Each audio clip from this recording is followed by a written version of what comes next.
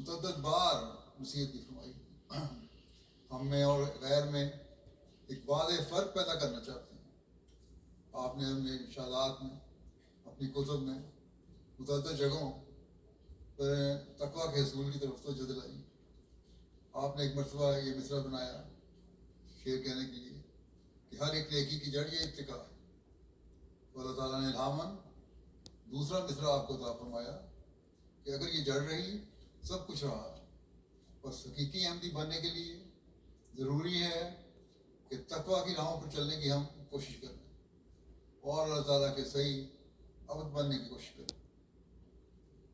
آپ اور جلسے پر آئے ہیں، اس مقصد کے لیے آئے ہیں کہ اپنی روحانی، اخلاقی، علمی اصلاح کر سکیں اور اللہ تعالیٰ کے حکم پر چل کر حقیقی احمدی مسلمان بن سکیں.